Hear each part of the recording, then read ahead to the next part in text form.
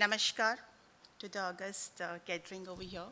It's been an honor and my privilege to be here and, learning with all of you. Um, the topic I wanted to speak today is about cooperative learning and teaching. I'm sure we all are doing it in our own way. Um, Today's example is example of cooperative learning. We all are here and we are speaking about one thing and we are learning from each other. The examples ma'am has given, another person is adding an example. We are all learning together and this is the best way of learning. So when we go ahead with this, before I want to go ahead with my presentation, I would like to a quote from Rabindranath Tagore, and it goes like this. Because why I think of this quote is when we say cooperative learning and teaching, anything that we want to incorporate in our teaching pedagogy, we need to understand why. So this is a quote which is very dear to me, and I think it is very uh, in context. So I'm just reading it out.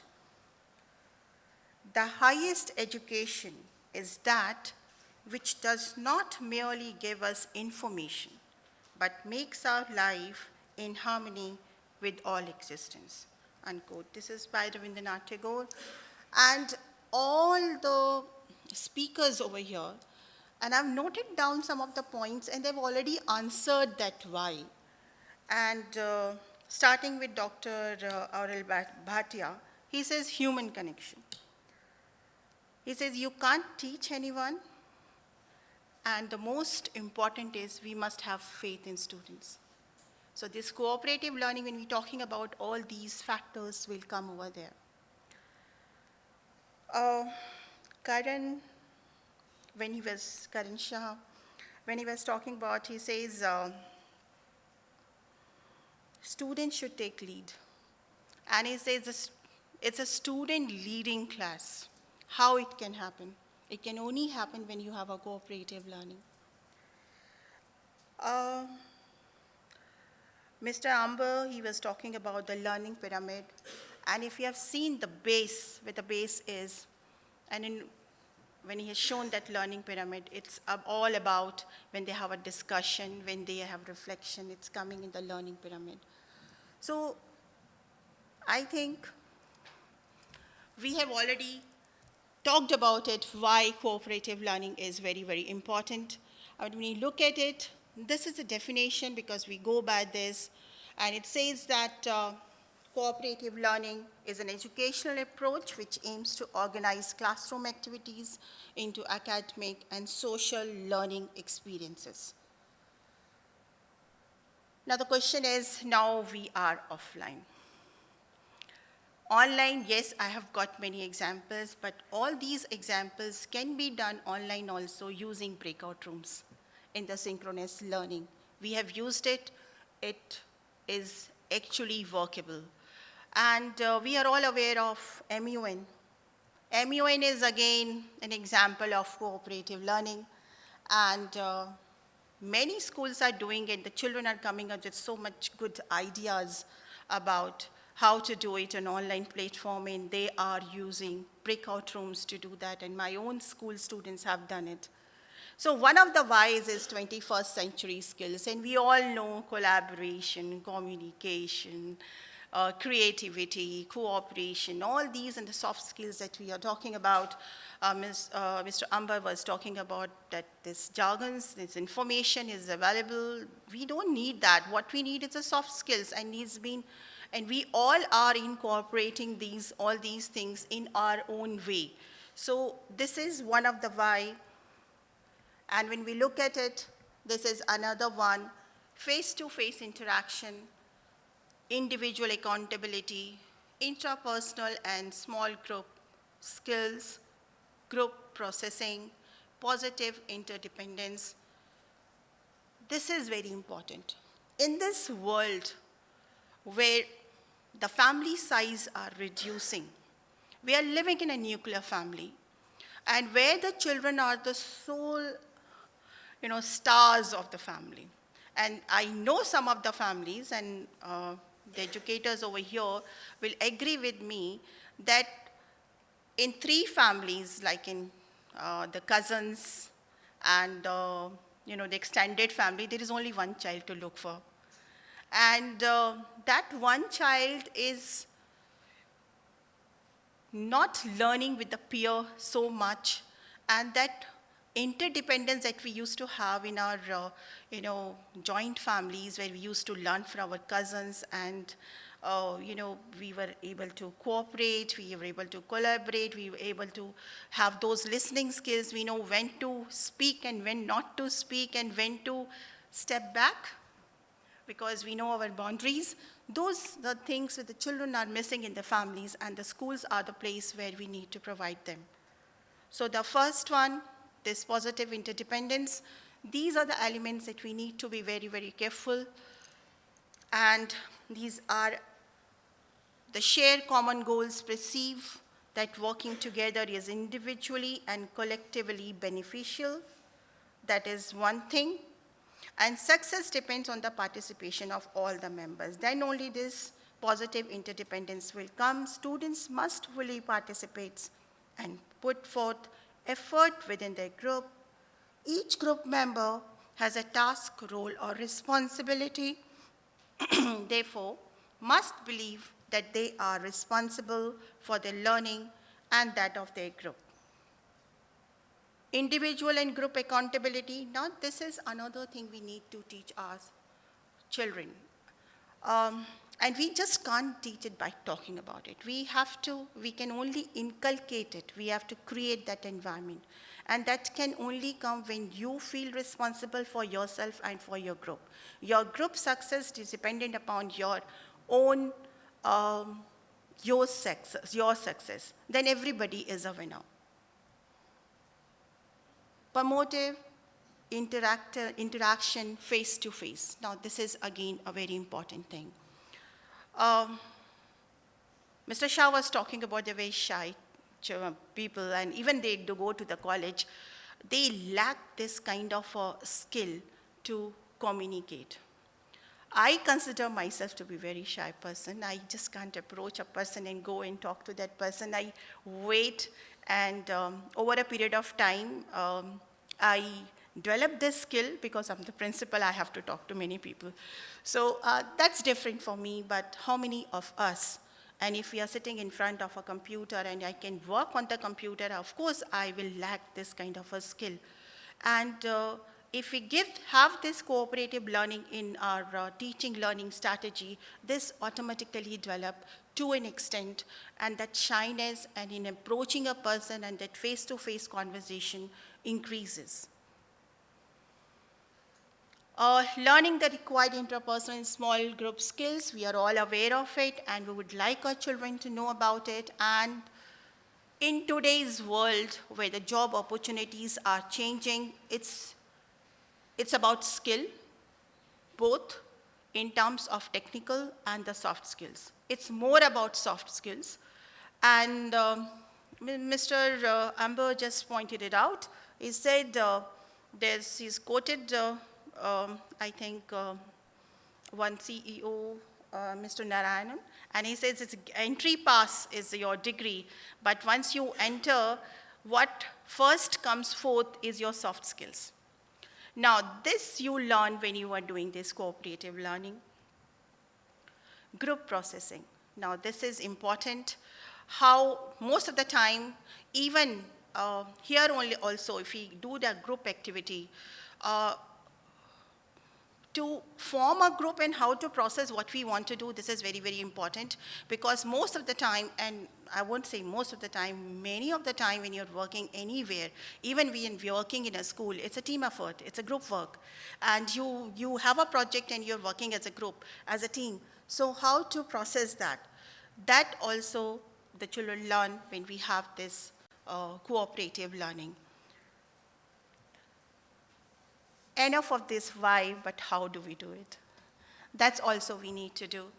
And here, this formal cooperative learning is structured, facilitated, and monitored by the educator over time and is used to achieve group goals in task work. Any assignment can be adapted to this type of learning, and groups can vary from 2 to 6 people with discussions lasting from a few minutes up to an entire period. We can do with any assignment. As a teacher, I teach mathematics, and for mathematics, having the group activity, many a time it is very difficult, but I tried it out. I wanted to use it. It was really beneficial, and I've used it for as difficult as a topic like application of derivative. And, and this has been done with the cooperative learning, and believe me, I don't have to explain anything. They came up with the ideas, the questions were asked by the group, and I've used one of the technique which I'm going to take the examples, and it really helped. This is jigsaw technique. Now in this, every group is given different task. There's a beautiful activity. I would say this is for the primary children, and I have done it in our school. This was incorporated as a design thinking activity, and it was a group activity because design thinking activity is always the pedagogy use cooperative learning a lot. There's a collaboration and there's a lot of cooperative learning in that. So the children were taken to the zoo. We all, and these are, believe me, were K2 children, the KG children. We took them to the zoo. And when you come back, there is a pre-activity before that. They know about some animals. They made some animals. They draw it out. We never ask our children on the board if you're making, this is how I have learned art. It's been done. And for that, I remember one thing. I was in one of the principal, seminar, and one person asked me, just make a scenery. And even if I asked you, all of us will make those triangles, and then a river, and the hut on one side. We learned it in that way, but that's not the right way. So we don't do it. In my school, we ask the children to do it the way they want. A beautiful example Mr. Amber has given, night and droplets. That's the child thinking, and you can get to know many things about the children when they are doing this kind of a thing. So I'm coming to the example. We took them to the zoo, and when they came back, they have drawn the different animals.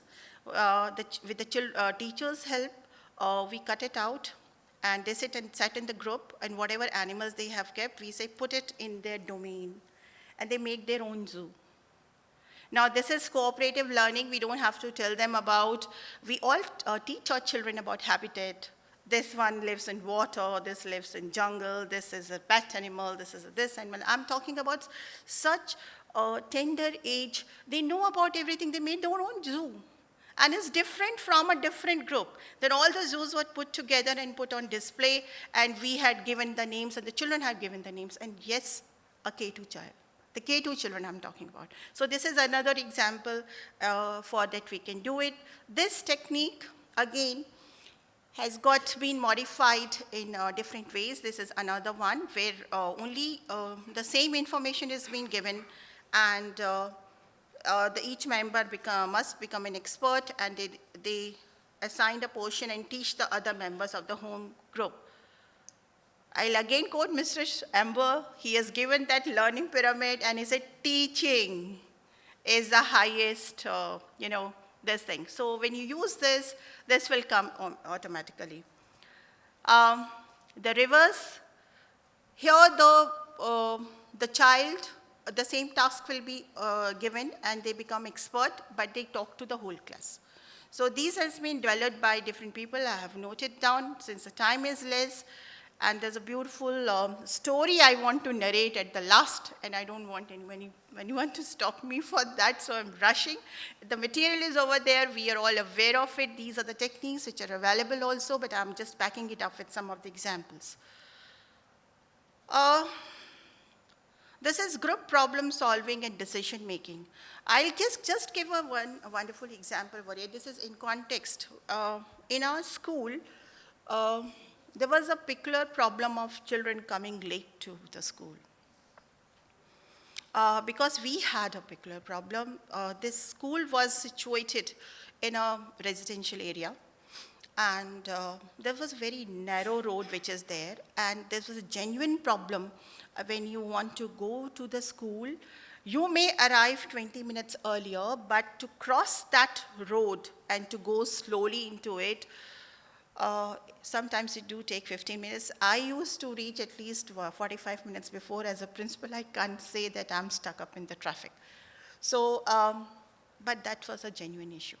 And the children were, there was some genuine problem with some of the students, but some students used to take that as a cover, and they were coming late. So we put it in front of the student council. Every school has a student council. That this is the problem. Find out the solution and present it, and then talk to the student body. They actually found out the solution. They says that we are going to give that 15 minutes of grace. After that, we are going to put it up as a latecomer. Houses are going to do the duties. They also decided that we can call up these classes, time we can be different, differentiated time can be given. So again, this is in context, problem solving, and this has come, again, this was a group activity given to the student council. Lab experiments, and that is what we are missing. We used to, and I don't remember the ma'am's name, but she was giving an example that sodium thrown into the sink and then it would explode. There is a learning over there. I have done all these kind of things when I was a very naughty girl in my school. I've done this kind of a thing, but there was a learning. Because when you do something, you learn from it, and you're not supposed to do it, the other people are doing it. But this is, again, a cooperative learning when, as a group, when you are doing or you're doing a project, you learn together. And in a lab project, there are always 2 or 3 students who are working together. Now, this is peer review work. This actually worked, and we have done it for editing. Now, we can use it in social sciences, we can use it in English, we can also use it in mathematics. It depends upon how the teacher is going to, design the work. But editing, yes, when we know that they know a kind of an editing, they just exchange their notes and they check it.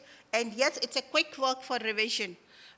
When the teacher doesn't have this work, when we have the number of students in a class are more, 50 number of students. I have worked in a school where the number of students were 50.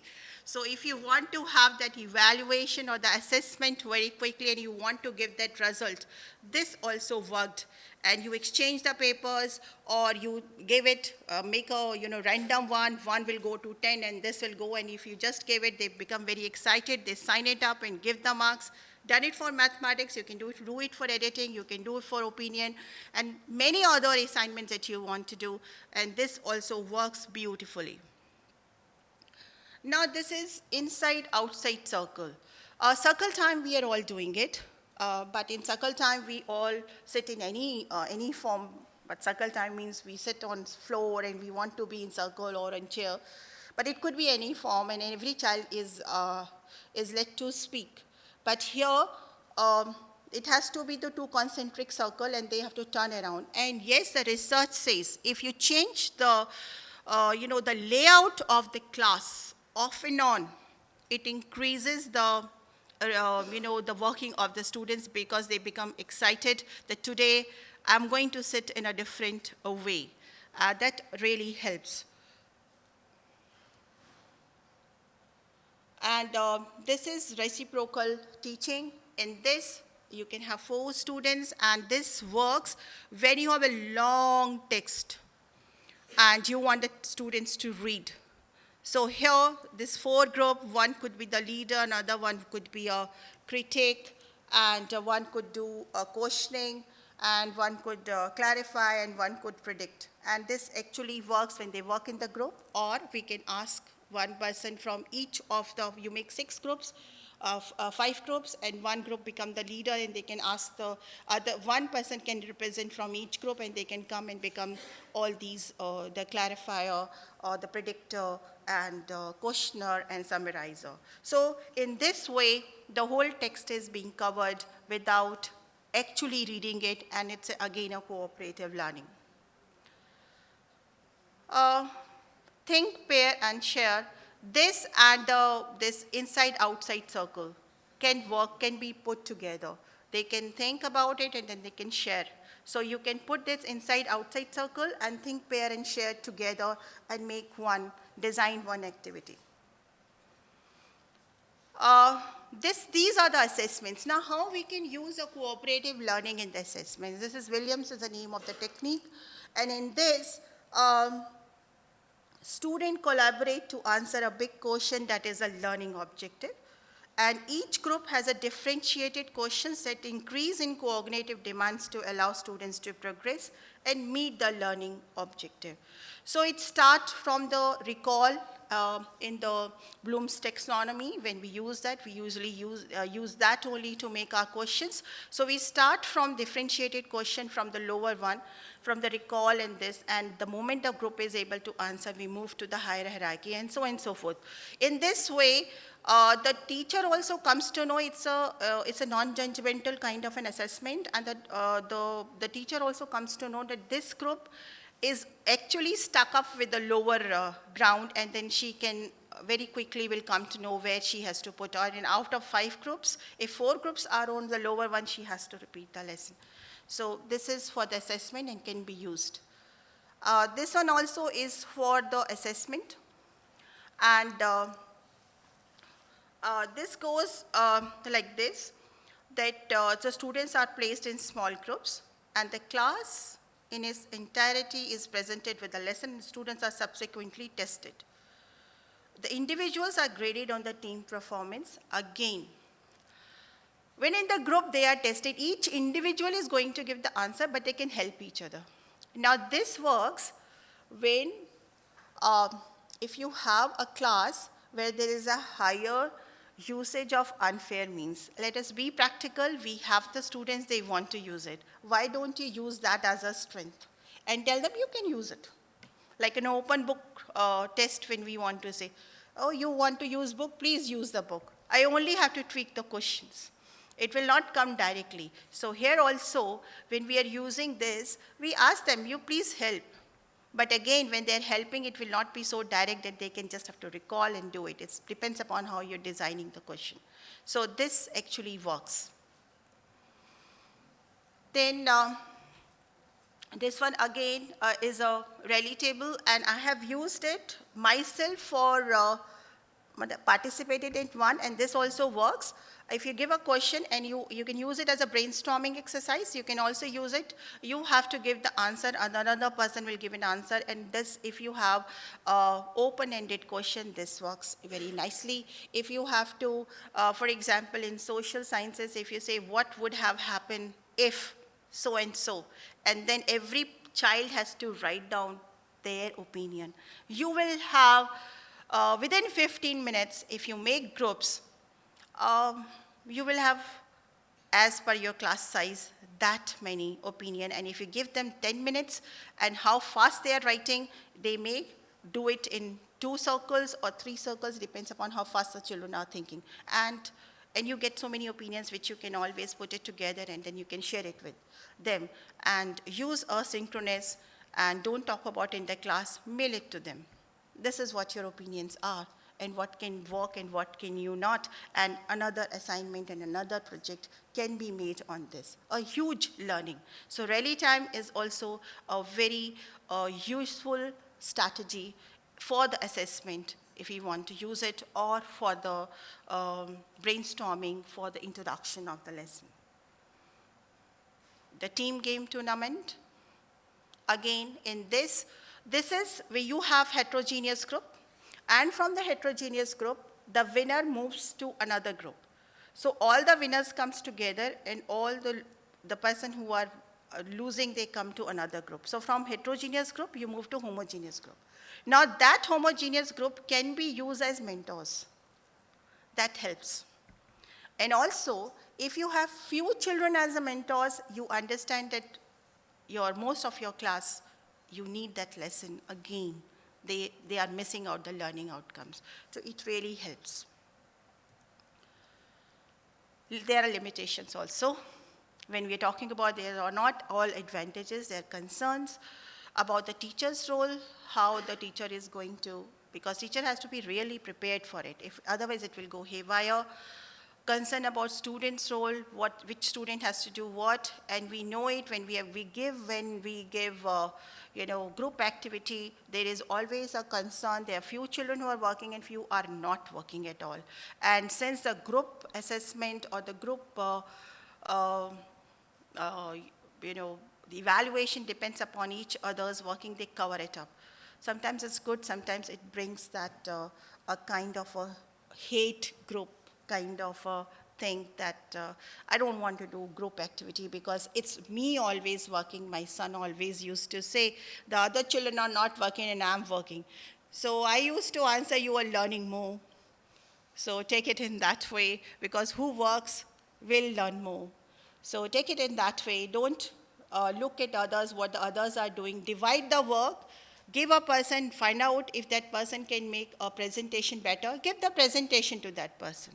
And you do the research work because you're good in research work. So this kind of a thing, if you give this kind of an input to the children, that hate group feeling also will come, but that depends upon the facilitator and the teacher, how she's designing the cooperative learning technique. You just can't use it. There's a lot of work that teacher has to do, not in the class, but before the class.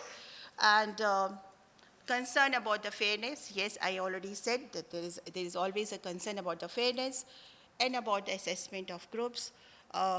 That's very difficult because if you do this peer group assessment, that will work. You can use peer group assessment. You can also use self-assessment. Now, these things will work for us to do this group assessment, but again, this is a concern.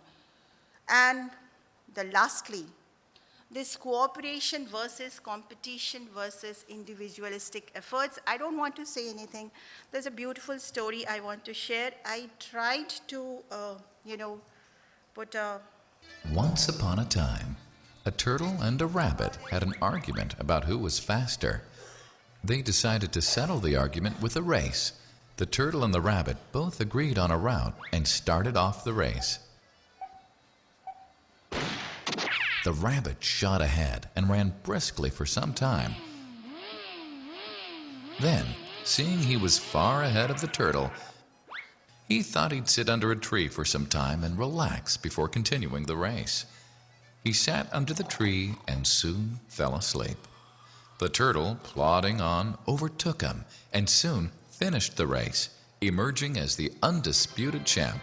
The rabbit woke up and realized that he'd lost the race. The moral of the story is that slow and steady wins the race. This is the version of the story that we've all grown up with. But our version of the story continues. The rabbit was disappointed at losing the race, and he did some thinking. He realized that he'd lost the race only because he had been overconfident, careless, and lax. If he had not taken things for granted, there's no way the turtle could have beaten him. So, he challenged the turtle to another race. The turtle agreed.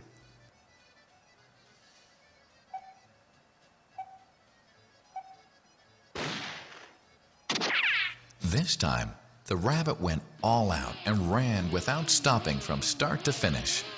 He won by several miles. The moral of the story?